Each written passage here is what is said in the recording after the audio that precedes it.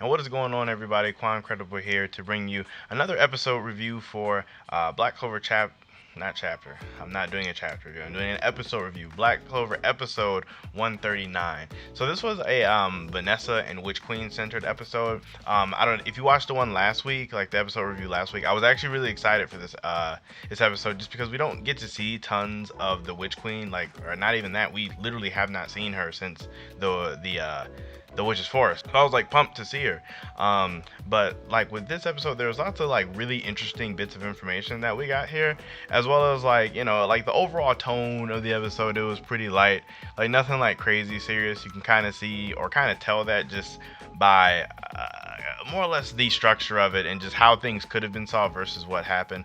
I'll just go through like my review of the episode and then like put my little bits in as I go. That's probably would be like the easiest way.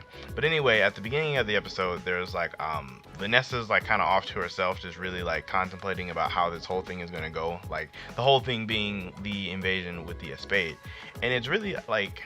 This part was really interesting to me just because Vanessa, like, you don't really think about it, but she's one of the older members of the Black Bulls in terms of like she's been there probably a bit longer than most people, as well as like just age wise she's a lot older. And not saying she's like crazy old, 'cause I want to say she's like 24 or something along those lines. But when you look at like Asta and Noelle that are 15, you look at like Magna and Luck that I want to say are like 19 or something along those lines. Ghost is pretty close to their age as well, so she has like a couple years on everybody. So like she's almost like thinking about the things that they're not thinking about, whereas like the rest of those guys are just thinking about, oh, I'm going to get stronger, push past my limits, and I'll be there. She's thinking like, I mean, yeah, we can push past our limits, but we might still die though. Like somebody might actually die, which is very possible in this like upcoming Spade arc.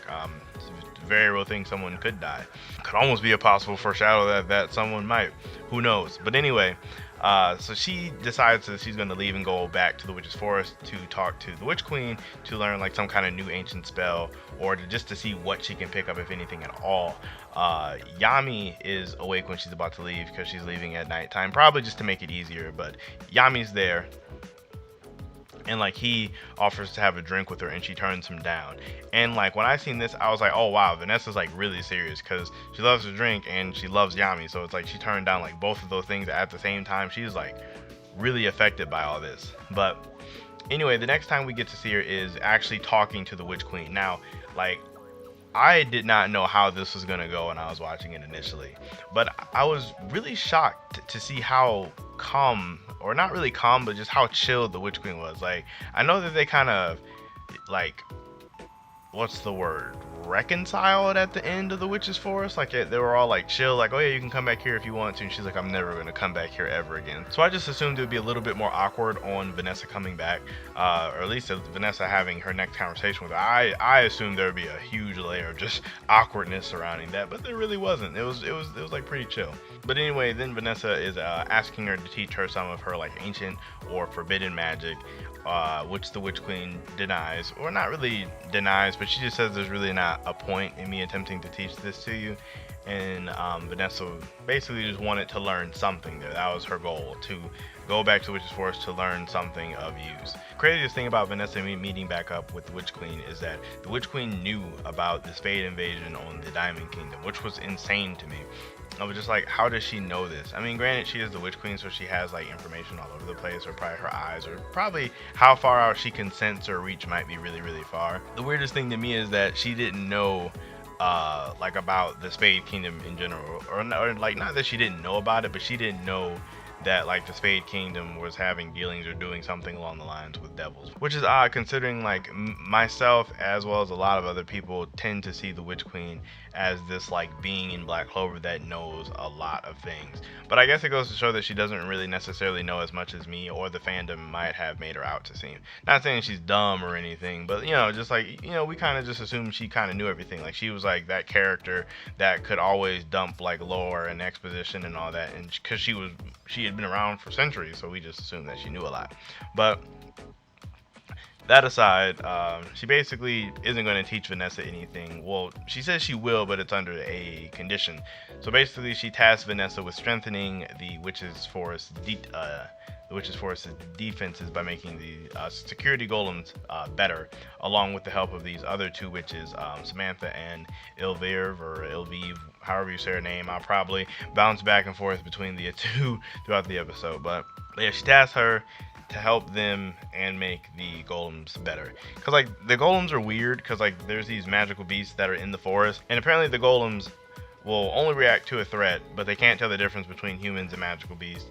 And since there's just magical beasts roaming around, the Witch Queen just set it to fire 3 times and then just leave it alone, just because the beasts will keep coming back, which like raises a lot of questions for me that I'm not for sure if I want to delve into. But like the very beginning of that being, how will this help you against the Spade Kingdom if they can't even take down a magical beast? Because I'm assuming that any mage from the Spade Kingdom would be significantly stronger than any of the magical beasts in your forest. That was the first thing I thought of. Or maybe she doesn't want to outright kill the magical beast, but at the same time, I feel like they should at least be shooting shots that would, damage the beast in some way, shape, or form. And if it's not even doing that, again, how's that going to help you against a Spade Kingdom mage? But whatever. Anyway, so while those two witches are basically giving Vanessa the rundown on how things are working, they get like attacked by one of the magical beasts. We don't really get a name for them. Actually, yeah, we flat out don't get a name for them. But this is when Vanessa, Vanessa is pretty good with teamwork, so she like binds them. She's like, all right, you guys attack them. And it turns out those two don't have any attack spells. Like, I'm all for like no magic is really useless, but these two are pretty useless. Like, they should be nowhere near a battlefield ever. I mean, granted, the one Samantha, she has sound magic, and Ilviv has like illusion magic, and like they're not even like the good kinds, which is funny to me. Like Samantha's magic is nowhere near on the level of like Kahono, who has song magic. Like her sound literally just makes sounds. Like not even like sound waves to hit stuff, but just noise. Really, it should be called noise magic. That's probably more accurate. And then Elvive can just make illusions, which could be, useful. But again, my problem with like illusion powers in like all works of fiction is just that they don't do anything. They're just illusions. Like, they never really hurt anybody. So after Vanessa realizes that her team is kind of lacking, she just goes out for like just a walk to kind of figure out how to do this. And the craziest thing that I noticed here is that like the witches were just like she walks past these like two witches at like what seems to be like a cafe or something, and they're just like talking about her, like, oh man, Vanessa's amazing, but I don't know if she's gonna be able to do this. And it made me think to myself that like Vanessa is actually like pretty popular in the Witch's Forest, just for them to be randomly having a conversation about it. Just the fact that she's extremely close to the Witch Queen and was like pivotal in like stopping the invasion, like she's probably like a celebrity there, which is kind of cool. But then like partway through the episode, I won't say this, about halfway, we run into Domina. Domina, I don't know if a lot of you remember her, but she's the one that made Noelle's wand, Bruce. She's also Fanzel's wife, who, like, both of them are actually from the Diamond Kingdom that got attacked or destroyed by the Spade Kingdom. And she's just selling magical items, and I was like, I was under the impression that she would be like more caring or affected that the Diamond Kingdom was destroyed. But it made me realize they're both on the run from the Diamond Kingdom, so they probably don't really even care. So basically see that she's just out selling magical items to make money, just because they're broke, apparently. Like Fanzel, we get to see him in like a still shot. He's like farming with Mariella, or I guess she's not farming, but she's there, and he's just farming. I'm just like, what? Diamond is like, Fanzel basically can't get work doing anything else, so he's farming. And I'm just like, why would he not be a mercenary?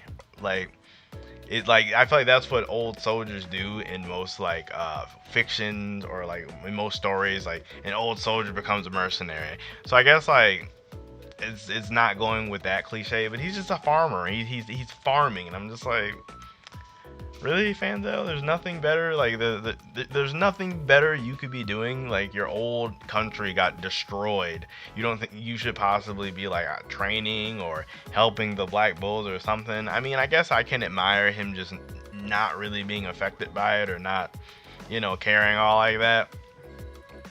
But still, I don't know. I feel like he should just be more concerned about the state of the world in this moment.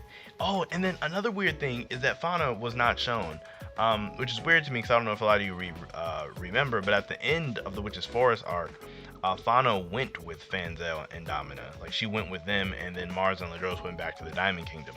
So I'm just like, I thought it was really weird that Fauna wasn't shown. It makes me think that either A, the writers of the episode just forgot, which happens, people do forget things, or two, they don't want to show her because she's important for some reason. Which is more than likely probably it. She's probably like important, or she may or may not have went somewhere. Like, she might have went back to the Diamond Kingdom to go help after it got like wiped out, or she could have left on her own, or maybe Mars wasn't in the Diamond Kingdom when it got attacked, because we never really got to see like Mars or Ladros in the shot of the Diamond Kingdom being attacked. So maybe they left and went and got her, and they're all somewhere together. So there's a lot of different ways that you can kind of take it with Fauna not being shown. Anyway, from hanging around with Domina for a little bit, Vanessa gets the idea on how to make those two useful. Those two being Samantha and Ilviv. And basically her plan is just to make all of them use their magics together to kind of lure the beasts away. And it's a good plan. She just basically like uses her string magic to create like the little squirrels that the bigger monsters eat, and just use their magic to make them look and sound like said squirrels and then lure them away, which was a good plan. But once they lured all the big monsters away, the actual real little monsters were scared of the big monsters, which I'm like, Vanessa, why didn't you like think of that? Like, you're luring a bunch of big monster beasts over to where all the smaller ones are. Of course they're gonna run and be scared because they don't want to die or get eaten. So then like Vanessa and them find themselves in this like situation where they have to deal with the magical beast themselves, and like Vanessa makes this huge, and I mean like huge, like string monster. Like, granted, it doesn't look like a monster because she needs the other two to make it look and sound like a monster, but the fact that Vanessa was even able to create something that was this large was kind of crazy to me. Like, when I first seen it, like on my first watch through, I was like, Vanessa is mad strong for being able to make this. Like, she's super strong. But then after I thought about it, I was like, well, Vanessa's string magic itself probably isn't all that powerful. Like, in terms like not in terms of powerful, because I mean she's very strong in like her own right, but I mean like powerful in terms of the actual durability of the string. Like, it could be one of those things where if those magic beasts actually started to attack it, they could probably break it down and then realize that it wasn't nearly as ferocious as they thought it was. So I mean, it is crazy that Vanessa was able to make this thing like just out of nowhere, off nothing. Like, just like, oh man, I'm in trouble, giant string monster beast. But its durability would definitely be in question. So anyway, through like using those two to make the beast sound real or whatever, it's able to scare off the larger magical beast monsters, and basically, it was mission accomplished, since the beasts weren't, really near the Witch's Forest, or I'm assuming they're not going to go back over there because they're going to be scared of that monster. But the thing that threw me about this, it was just like, why didn't someone else just move them like why did the Witch Queen herself not just use her magic to just make them move somewhere else? Like, the Witch Queen is mad powerful. She could easily just use her magic to take control of those beasts and just move them somewhere else. I don't know, it's just strange. I feel like the actual issue itself, if it was an actual issue, could have been handled by the Witch Queen or possibly anyone else in the Witch's Forest if they really wanted to, assuming that the actual goal was to get the magical beast away. But we find out that the Witch Queen was to make Vanessa kind of re-understand the importance of like teamwork and how you pull everybody's strength together, as well as realizing that she herself is possible changing fate, not necessarily with her magic, but herself, which is, nice, heartwarming ending, or a message in the end. So that was cool. And then towards the end, Vanessa leaves, she goes back to the Black Bull's base or whatever. And, Yami's there. He was conveniently there, like, when she first comes back. And then it mirrors the very beginning of the episode where he, like, offers her a drink and she turns him down. But this time it's not really because she's worried about the future or necessarily ancients, but just because she wants to, lay off and prepare, which, again, shows that she is, like, taking this threat of the Spade invasion seriously and all that, which is cool to see.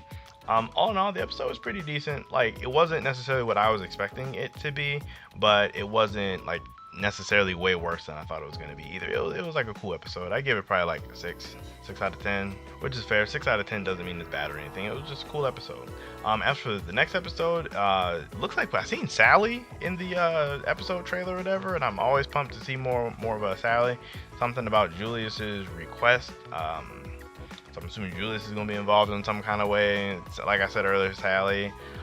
Magno was in the preview images, so I'm not really for sure exactly what this one could be about. But hey, if Sally's in it, I'm pumped to see it. So yeah, let me know how you guys feel about the episode down below. If you guys were a fan of it or not a fan of it, let me know what you guys think of the Witch Queen not really knowing about what was going on in the Spade Kingdom, which is, again, that's probably one of the more interesting takeaways from this episode for me, is that she didn't know. But yeah, let me know how you guys feel about that. Like and sub to the channel. I definitely appreciate all of the support. And from that, I got nothing else, so I'll catch you guys in my next video.